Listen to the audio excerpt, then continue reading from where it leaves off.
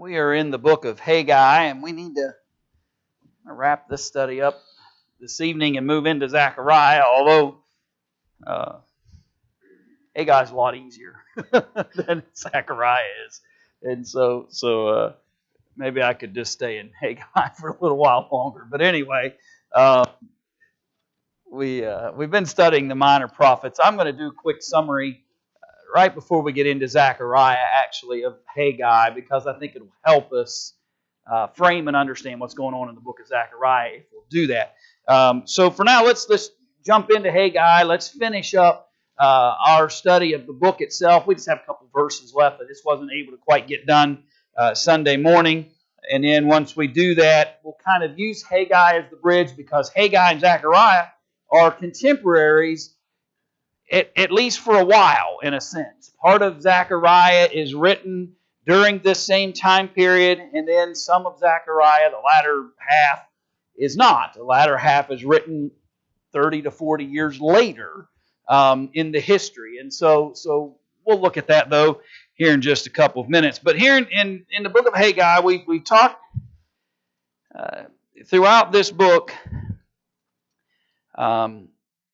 about how important it is for them to get back into their relationship with God and reconnect themselves in their worship, in their personal lives, in every aspect of who they were. They've come out of captivity. God has allowed for them to do that, but they just have not honored Him and served Him in the manner in which they should. We talked about the fact that we're just a few months progress here from the time that the initial starts, and then as all of this information begins to flow, still by verse 10 of Haggai 2, we're still in the second year of Darius, but we are moving forward in terms of the timing. I believe we started the 6th month, and we have a reference to the 7th month, and now we have a reference to the 9th month of the same year of Darius's rule. And just notice, and we talked a little bit about this on Sunday morning, but verse 11, "Thus saith the Lord of hosts, ask now the priest concerning the law, saying, if one bear holy flesh in the skirt of his garment, with his skirt do touch bread or pottage, or wine or oil, or any meat, shall it be holy? And the priest answered and said, what? No." And then he talks about, if one that is unclean by a dead body touch any of these things, shall it be unclean? The priest answered and said, what? It shall be unclean. And so he's trying to remind them of what the law actually said. The people had not cleansed themselves. That's the point. They had not done what they needed to do to become pure. And God really doesn't want them just to come back to Jerusalem. Let's build a temple. Let's reenact all of the worship towards God that we should have. And then everything will be great. No, He needs them to change their heart, their disposition, their mindset. He needs them to change their thinking about their relationship with God. And then all those other things will come to fruition as well. Notice verse 16. Since those days were when one came to an heap of 20 measures, there were but 10. When one came to the press fat for to draw out 50 vessels out of the press, there were but 20. I smote you with blasting and with mildew and with hail and in all the labors of your hands, yet you didn't do what?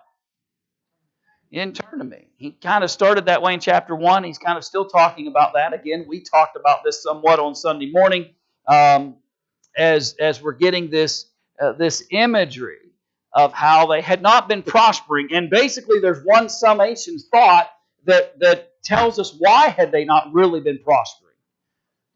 Okay, because the temple wasn't, and because they hadn't fulfilled that purpose, was God with them or not with them? It had not been with them. God was not with them because of their failures in relationship to all of those things. And so he tells him, verse 21, "Speak to Zerubbabel, governor of Judah, saying, I will shake the heavens and the earth, and I will overthrow the throne of kingdoms, and I will destroy the strength of the kingdoms of the heathen, and I will overthrow the chariots, and those that ride in them, the horses and their riders shall come down, every one by the sword of his brother. In that day, saith the Lord of hosts, will I take thee, O Zerubbabel, my servant, the son of Shealtiel, saith the Lord, and will make thee as a signet, for I have chosen thee, saith the Lord, of hosts. So Zerubbabel is going to be used in this time period. By the way, where else will Zerubbabel's name come up? Say it one more time. Okay, but where in the future will his name come up? He's in the lineage. He is in the lineage of Jesus when the New Testament writers record the lineage of how we eventually get to Jesus.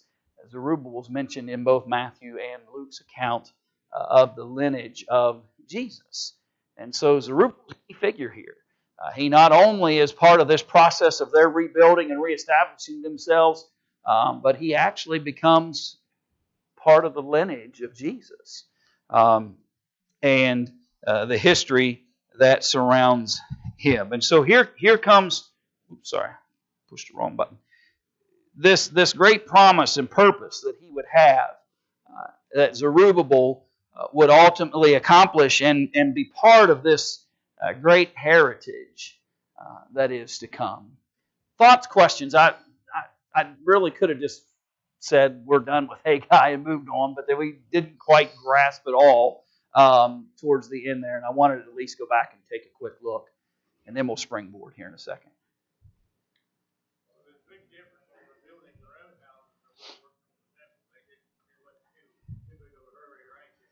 Yeah, they were awful concerned about their own, what they could accomplish on their own, the things they could have for themselves. Yep. No, not a lot. Not a lot. All right, so let's move into Zechariah. It's still a minor prophet, a little bigger than the 2 chapters of Haggai. And what I want us to appreciate is, again, and I already said this at the outset, so about the first half, probably the first 8 chapters of Zechariah, is in the same time period that we're dealing with Haggai. And so in that same basic block of a 3 or 4 year period, where they're trying to encourage the people to get back in the right relationship with God, back into building the temple. By the way, remember it had started 16 years prior, and they had allowed for its delay. They had allowed for those who had brought challenge to them to kind of slow the process. But then ultimately, they now have been encouraged to get back to work and back involved in the process of reestablishing themselves as a nation of a people to God. And I think that's really the important aspects of rebuilding the temple. Now, so let's ask this basic question then. Why is that important for them to become a nation again of people with a fervor and a commitment to Jehovah's will and purpose? That's right. Jesus isn't here yet.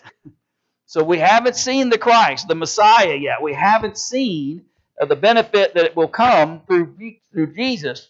And so He's got to reestablish them as a people. We're not to the time period in which God will fulfill those purposes. So Zechariah is going to, in a very interesting way, talk about their condition, what's going on with them, the problems that are going on as far as their lack of commitment at times to fulfilling the building of the temple. But the challenge with Zechariah is he does it in what kind of form in his writing? What is the first several chapters are just a series of what? If you looked at it. In what form, though, of communication? How's God talking to him? In visions. He's talking to him in visions. One vision after another vision, after another vision, after another vision, after another vision, after another vision. God speaking to Zechariah through these visions. On multiple occasions, he'll say, in the night, I saw this vision. And there's going to be some things that look a little bit similar to what you might read in Revelation.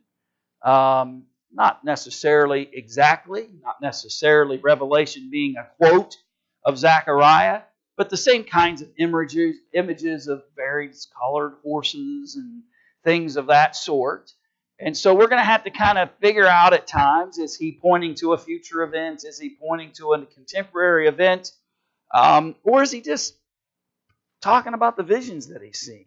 And it's interesting because he sees these visions, but it's almost like the visions are that which is guiding him to understand what it is he should go and try to get the people to understand. And so anyway, you'll see it as we move forward. Just this interesting process of how it is that this is all coming. I'll be honest with you, and if you read the little extra history sheet that I offered, if you were interested in it, if you looked at that, you'll notice even a comment there where he talks about how a lot of scholars kind of go, I don't know. I don't know for sure what the specifics references are. And so if smarter men than us are challenged at times of trying to figure out what are the exact specifics of these visions referencing, then maybe our best approach would be to try to understand the bigger picture rather than the detail. I think that's generally true, by the way, when you're studying any biblical visions. When you're seeing imagery and discussions of symbols, you're much better off making sure that you grasp what is being conveyed here, what knowledge is being shared from a big picture standpoint, before we ever try to parse out what are the specific details within that vision. Because sometimes what happens is we'll get to a difficult piece of a vision, we'll get to a difficult detail, and we'll start extrapolating and speculating, and we'll get in all kinds of thoughts going as it relates to those details. And the next thing you know, you're talking about anything and everything but what's actually under discussion within the narrative. I think that's a fair caution when you're studying Zechariah. That we appreciate the fact that there's a big picture that's being discussed. And then there are some details that might elude us at times for various reasons as it relates to that. I think that was all the pre-thoughts I wanted to share with you. Thinking through a little bit. And like we said, first 8 chapters or so, contemporary to Haggai. So same time period. Yeah, let's get the temple built, let's get the temple built, let's get the temple built. And if you'll remember that, you'll probably understand the first 8 chapters a lot easier. If we tend to wander away a little ways from what's happening among the people, then the temptation might be to start defining and prescribing and giving detail to these descriptions beyond the narrative at hand. When we get to chapter 9, then we'll start talking a little more about messianic prophecies, as there'll be some very specific references, like 30 pieces of silver and being pierced, and those kinds of things that'll have very clear references to Jesus when we get into those latter chapters. Okay, so Zechariah frames it for us in the 8th month. Remember, Haggai started 6th month, gave us a reference to the 7th month. Right where we finished talking was the 9th month. Zechariah says in the 8th month. Same ballpark, right? Same time period that Haggai was talking, Zechariah is now talking. And he is described as the word of the Lord unto Zechariah, the son of Berechiah, the son of Iddo, the prophet, saying, The Lord hath been sore displeased with your fathers. Therefore say unto them, Thus saith the Lord of hosts, Turn ye unto me, saith the Lord of hosts, and I will turn unto you, saith the Lord of hosts. Now, Haggai was really easier to understand, right? And so let's use the contemporary Haggai, easy to understand, and just compare it to what Zechariah is saying, and we're going to find the same message. So what was going on? Your fathers, Zechariah, they've been sitting back. Y'all came back to Jerusalem from captivity. And they've been sitting around. We know that because of Haggai. They've been sitting around not taking care of the temple, not reestablishing themselves in relationship to Jehovah. Sure had plenty of time to build their own houses, but no time for God. No wonder the Lord's displeased with them. And so he says, tell them to turn ye unto me. That's exactly what Haggai said. Haggai told him, God's not been with you because you've been worrying more about yourselves than you have been God. If you'll get busy taking care of God's business, God will then be with you and everything gets better. That's what Zechariah is saying there in verse 3.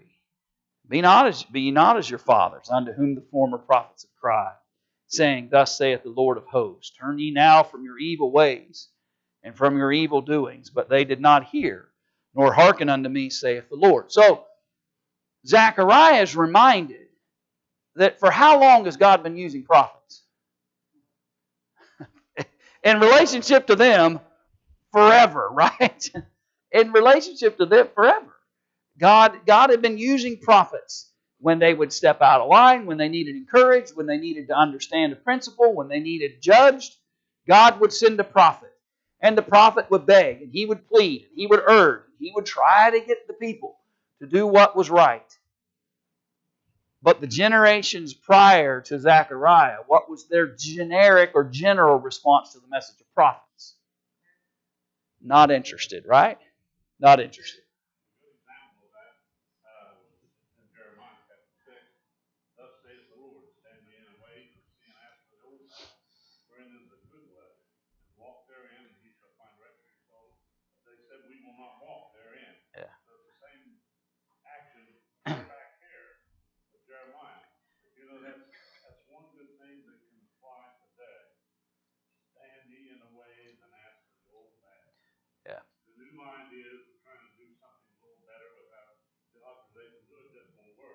Right.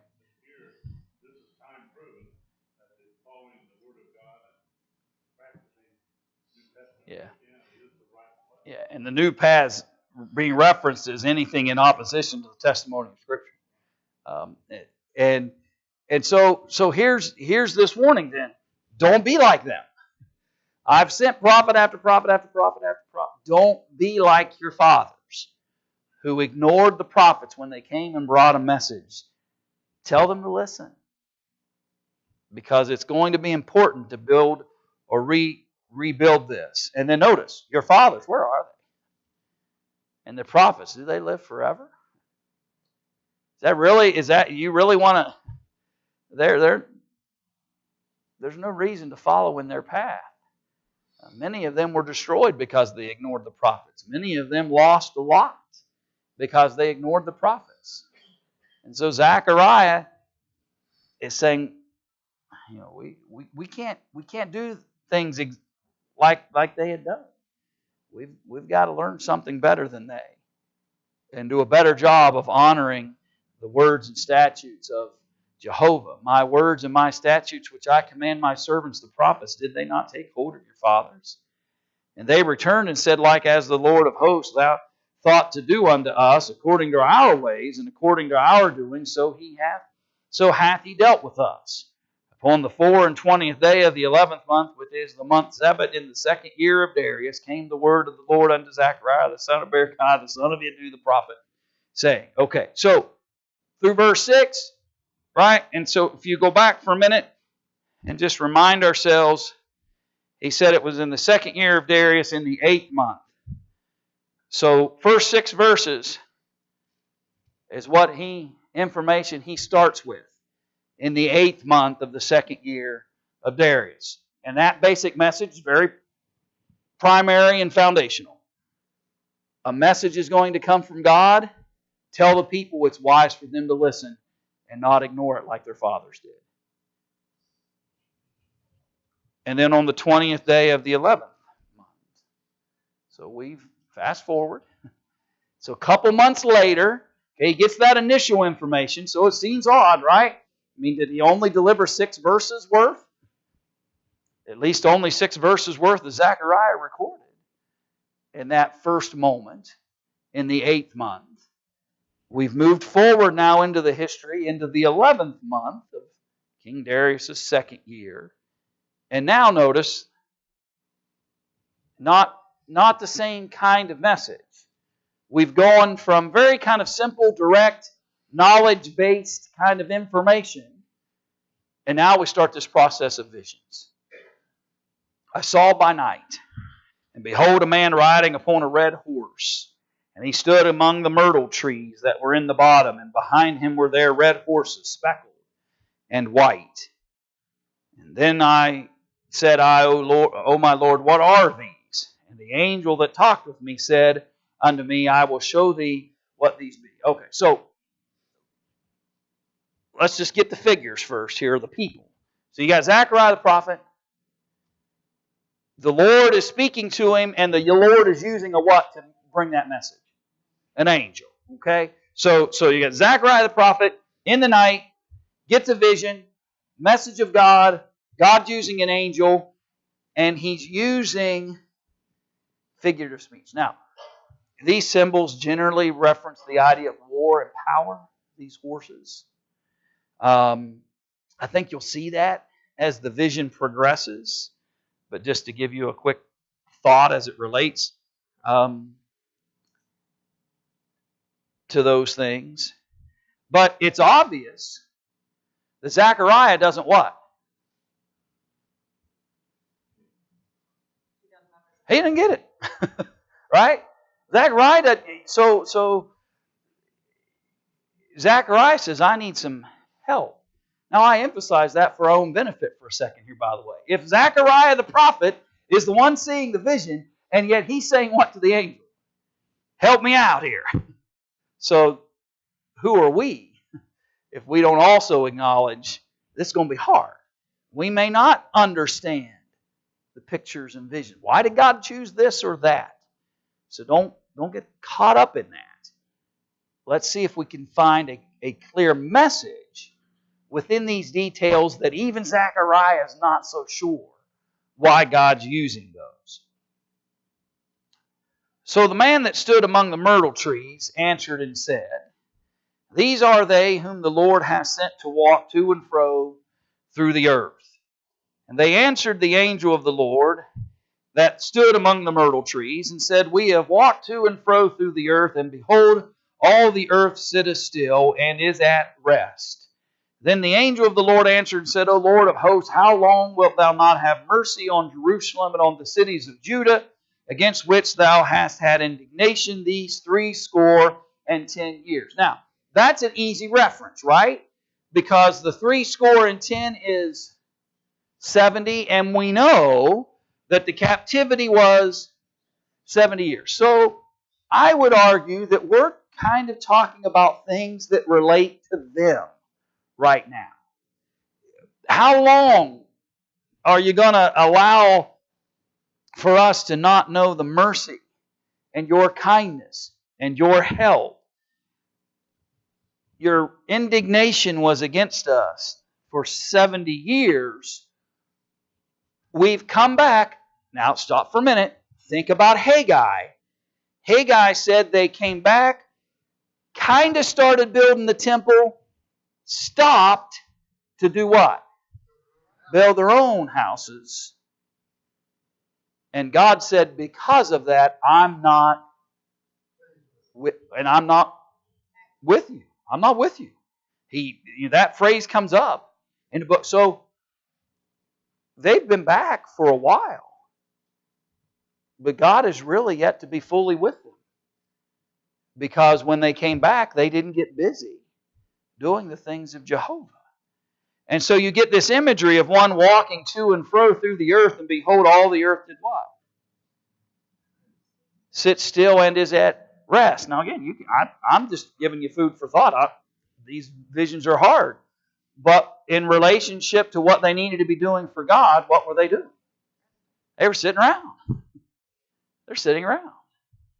And so here's these figures walking to and fro, and they're looking at things. And they're seeing a people potentially sitting at rest. And then here the response comes. Are you ever going to return mercy? Are they ever going to be able to get back into good graces with you, Lord? You've already punished them for 70 years. And the Lord answered the angel that talked with me with good words and comfortable words. So the angel that communed with me said unto me, Cry thou, saying, Thus saith the Lord of hosts, I am I am jealous for Jerusalem and for Zion with a great jealousy. Now I realize it's kind of confusing because so within the vision, you've got an image of a man among the myrtle trees. You've got people walking to and fro. You've got an angel, and the angel is conversing with who? Both. Both. He's talking to both. So one minute he's having a conversation with the Lord because notice verse 12, it's the angel of the Lord answered and said, O Lord of hosts, how long wilt thou not have mercy on Jerusalem? That's not Zechariah asking that question. That's the angel in the vision asking that question. The Lord then has a conversation, verse 13, with the angel and gave that angel some good words and comfortable words, which they don't share with us in detail. So after the angel and the Lord have this conversation, which is simply defined as good words and comfortable words, now the angel comes back and talks to who? Zechariah. So the angel that communed with me said unto me, Cry thou, saying, Thus saith the Lord of hosts, I am jealous for Jerusalem and for Zion with a great jealousy. I am very sore displeased with the heathen that are at ease, for I was but a little displeased, and they helped forward the affliction. Therefore thus saith the Lord, I am returned to Jerusalem with mercies. My house shall be built in it, saith the Lord of hosts, and a line shall be stretched forth upon Jerusalem. Cry yet, saying, Thus saith the Lord of hosts, My cities through prosperity shall yet be spread abroad, and the Lord shall yet comfort Zion, and shall yet choose Jerusalem. Then lifted I up mine eyes, and saw, and behold, 4 horns. And I said unto the angel that talked with me, What be these? So let's stop for a minute. So, now the angel comes back to Zechariah. And basically he tells him that God has been displeased with whom, do you think? He said the heathen. So who do you think he's referencing? Would he call his own people heathen? Probably, at least in this circumstance, probably not. Right? Probably not. And so he's most likely talking about the nations who had been oppressing them. Those who have been holding them captive. Those who have been creating challenges. And God says, listen, I've gotten to the point where my people are coming back to Jerusalem. I've been jealous to get my city back in order. I've been jealous to get my people back in place.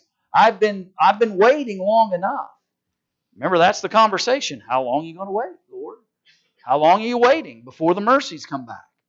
Before we're able to reestablish these things? And so angel and God have a conversation about that. Angel turns and tells Zechariah, listen, cry out to the people. It's coming. I'm going to return my mercies to you. We're going to get back into Jerusalem. I've been jealous to get this place back in order. And I'm ready to start bringing prosperity again. And bringing comfort back to Zion. And to choose Jerusalem again as the place where I'll be honored and worshipped. And so keep in mind, contemporary with Haggai, light a fire under him to get this temple built. Let's get the worship back. And so Zechariah, slightly different way, but doing the same thing. He's trying to light a fire under the people. Listen, God wants to restore us. God wants us to get back into His mercies and kindness again. And He's given us this opportunity to do that.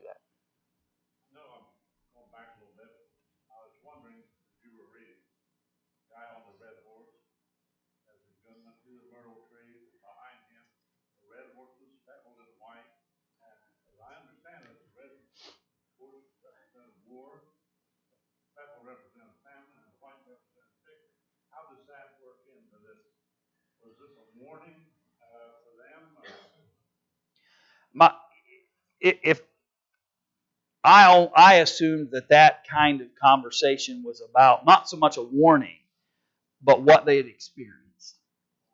That was the way I took that. This is what this is what you experienced.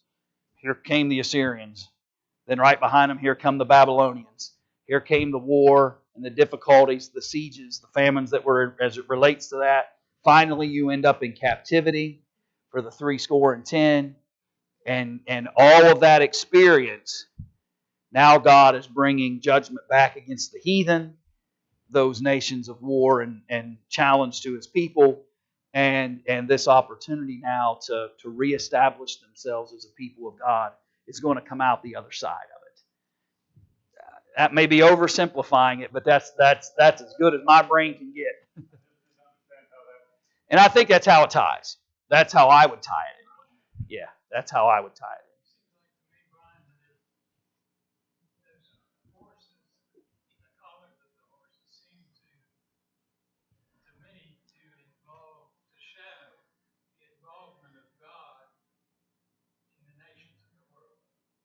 Yeah.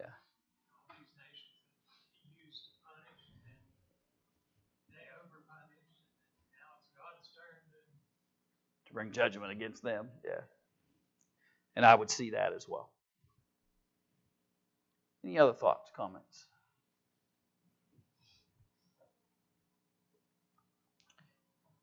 Verse, go too far. I moved my slide. Then he saw, okay, I'm sorry, 18, 19. And I said unto the angel that talked with me, what be these? Zechariah seeing all kinds of stuff, still doesn't quite grasp it. And he answered me, these are the horns which have scattered Judah, Israel, and Jerusalem. And the Lord showed me 4 carpenters. And then said I, what come these to do? And he spoke, saying, these are the horns which have scattered Judah, so that no man did lift up his head, but these are come to fray them, to cast out the horns of the Gentiles, which lifted up their horn over the land of Judah, to scatter it. And so, simply put, these horns represented the people that God had used, as Gary mentioned a moment ago, that God had used to bring judgment against first Israel, then Judah, Jerusalem included, and now judgment is coming back to them. Judgment has now flipped. God used these nations, these horns in the vision, to bring judgment against Israel, to Judah, ultimately the destruction of Jerusalem. And now God has turned His judgment away from His own people, allowing them to return to Jerusalem, and judgment's now coming against those who went further than they should have in terms of God's plan. Back in Jeremiah chapter 50, that is said so clearly, Israel is a scattered sheep. The lions have driven him away. First, the king of Assyria has devoured him, and last is Nebuchadnezzar, king of Babylon, has broken his bones. Yeah, it's exactly what had happened. Yeah, and what they had done to the people. All right, keep moving. Chapter 2, because the visions just keep coming.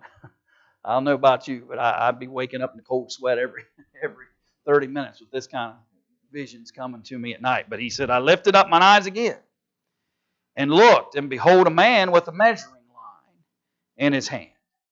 Then said I, whither goest thou? And he said unto me, to measure Jerusalem, to see what is the breadth thereof, and what is the length thereof. And behold, the angel that talked with me went forth, and another angel went out to meet him, and said unto him, run, speak to this young man, saying, Jerusalem shall be inhabited as towns without walls, for the multitude of men and cattle therein.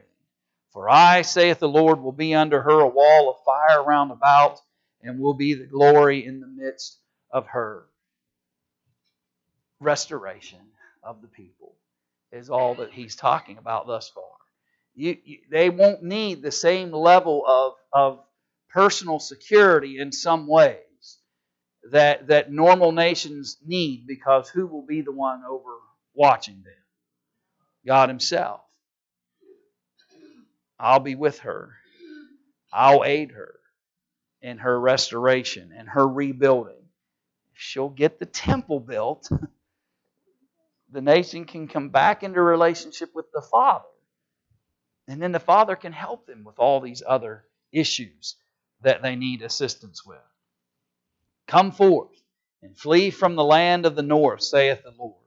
For I have spread you abroad as the four winds of the heavens, saith the Lord. Deliver thyself, O Zion, that dwellest with the daughter of Babylon. Come out of that captivity. Let's get back to Jerusalem. Let's reestablish ourselves. I'll be with you. I'll be your God again. It's just a simple commendation that's coming through the prophet's message. For thus saith the Lord of hosts, after the glory hath he sent me unto the nations which spoiled you. For he that toucheth you toucheth the apple of his eye.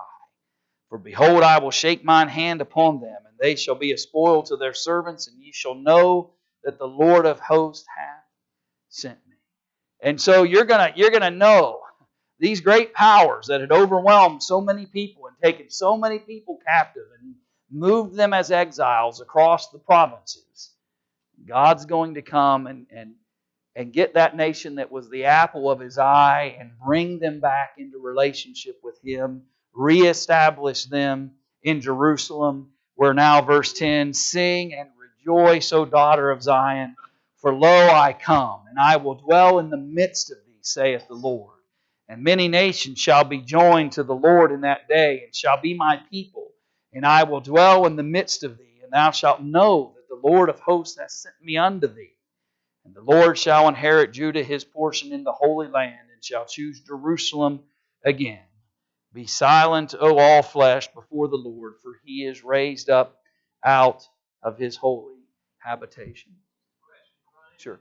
Zechariah prophesied or talked to the, as we know, not all the children of Israel left Babylon. Right. Did he talk, was he at one point talking to these people who didn't return, saying, leave quickly because there is destruction coming to this Babylon, this king? I was uncertain to whether I was ready to commit to that, but I agree with you. There seems to be some reference to that. That there may be a conversation here that's happening towards those who didn't leave, and tells them, you may feel safe and secure because you made a niche for yourself with the Babylonians. I'm coming to judge them. And if you've made your alliances with them, then you may get caught up in this wave of judgment that God is bringing. I saw a little of that. I was just uncertain in my own mind whether I was ready to commit to that. But I see it. But I see it. So, and there may be, by the way, verse 11 of chapter 2, when you talk about many nations shall be joined to the Lord in that day, that sounds a little like what kind of? Yeah, that sounds a little messianic. And so there may be some reference there towards the end of chapter 2. And keeping in mind the whole reason to reestablish them as a people, the whole reason to get the temple built, the whole reason to do any of that is to get them back as a nation so we can continue the lineage that will ultimately bring Jesus. That's the purpose of reestablishing them as a people and as a nation. And so you might hear or see glimpses, even before chapters 9 forward, where you're going to see a lot of references. There may be a hint or two along the path that points to when Jesus will come and things that would ultimately be fulfilled in Him. So be silent, O all flesh, before the Lord, for He is raised up out of His holy habitation. How long? How long? Remember, those are the kinds of questions we keep hearing at times as people ask the Lord. The angel in this text asked the Lord, how long? God says, be silent, all flesh, for I've been raised up out of my... I've waited long enough to respond to the difficulties and challenges that I've been witnessing. I've waited long enough. It's time to address it. Thoughts or questions up through that part of the visions? Keep moving. The vision keeps building, but the message hasn't changed. Okay, the message hasn't changed. We're not talking about a new subject within these narratives. He showed me Joshua, the high priest, standing before the angel of the Lord, and Satan standing at his right hand to resist him. And the Lord, by the way, this is still what? Vision. We're still in vision form.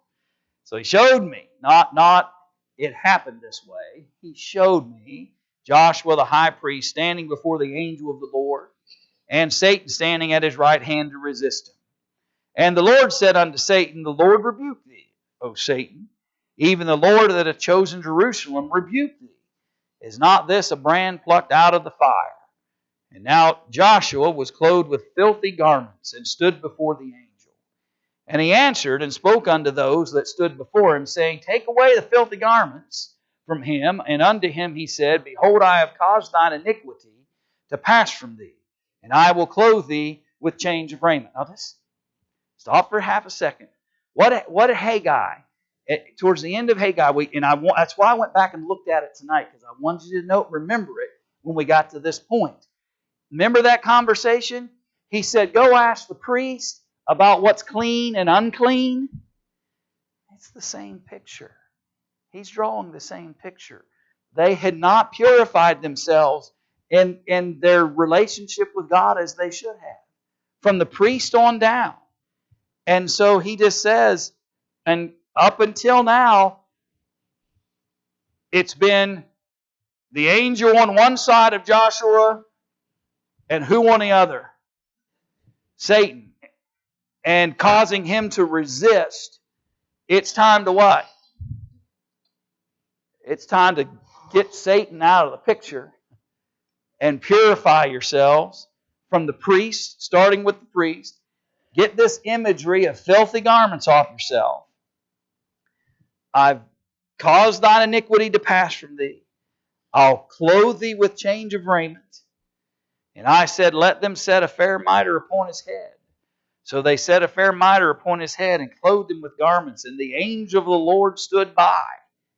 And the angel of the Lord protested unto Joshua, saying, Thus saith the Lord of hosts, If thou wilt walk in my ways, and if thou wilt keep my charge, then shalt thou also judge my house, and shalt also keep my courts, and I will give thee places to walk among these that stand by.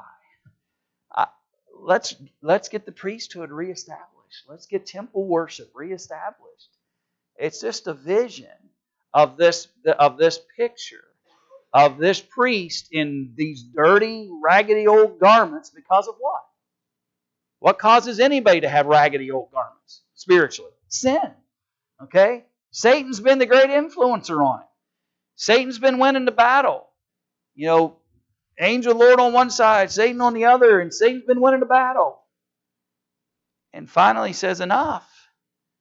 The message that comes to the prophet and the vision is enough. It's time to move the priest out of those filthy garments. And let's reestablish him in the priestly fashion. Let's put a mitre upon his head. And let's let him begin to educate, and teach, and judge over the people again. Let's fix our spiritual house here. Not just literally the temple, the structure, but let's fix us. From the priest on down, let's fix us so that we can be what God would have us to be. I'll pause.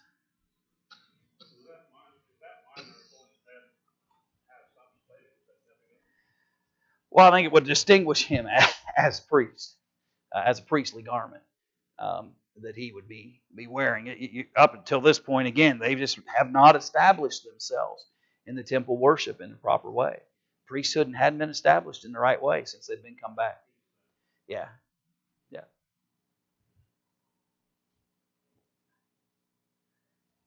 Hear now, O Joshua the high priest, thou and thy fellows that sit before thee, for they are men wondered at. For behold, I will bring forth my servant the branch.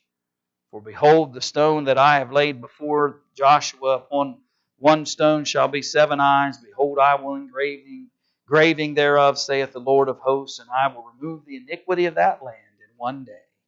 In that day, saith the Lord of hosts, shall ye call every man his neighbor under the vine and under the fig tree. And so we go from this challenged, complicated, strained relationship with God to blessing, benefit, mercy, kindness. And it'll all turn if they'll put away the filthy garments of sin and come and embrace the purity that God desires. It's the same message that Haggai brought. It's not any different. It's the same message that he was sharing with them in the latter part of chapter 2 in the book of Haggai. It's just easier to read Haggai. It's just easier. But to me, it's the same message. Because that's the import at this point in time in the history. That's what they need. They need a shot in the arm to tell them, if you'll get back to spiritual matters that you need to, here will be the result of that. You'll benefit. God will bless you. God will bring benefit to you and the people. We'll reestablish the priesthood in the right way. We'll have guidance again. Because we're going to put away the sin that Satan's been influencing them towards. Again, lots of detail. Interesting way to have this communication with Zechariah. But the message is pretty simple. It's the same message that God has been trying to encourage them in these last years prior to finally finishing the temple. Go ahead. Where did these fall in relationship to Ezra and Nehemiah? Ezra and Nehemiah, we're not there yet. Yeah, we're not there yet. Ezra and Nehemiah, they come after, right? They come after that time period, roughly 30 to 40 years, roughly. Ezra comes back into Nehemiah, who's the cupbearer to the king, hears about, that things in Jerusalem aren't as good as he'd like to hear that they are, and so he begs to be able to have permission. That's yet to come. And by the way, just to give you, since we're on that historical timeline thought for a moment, in that basically that same rough time period, who's going to become queen back in Persia? Esther will.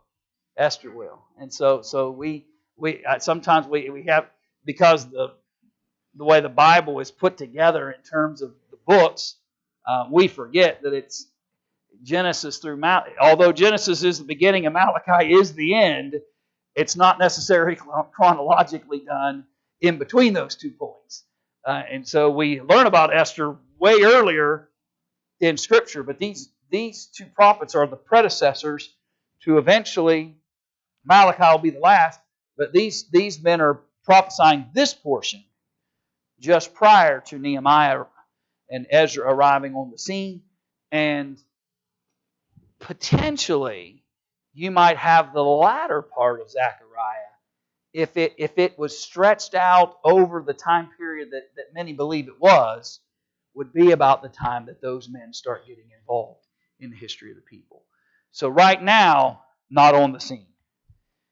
End of Zechariah, quite possibly, those men begin to become involved in the process of reestablishing.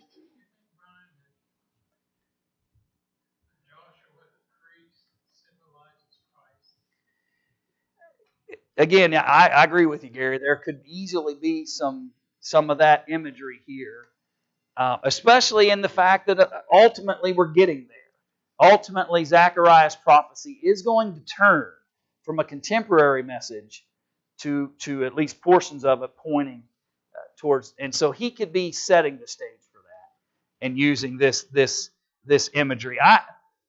I'm just telling you my general observation through studying is I'm still primarily convinced that the first half of the book is more of a contemporary message than it is telling me something that's going to happen hundreds and hundreds of years later.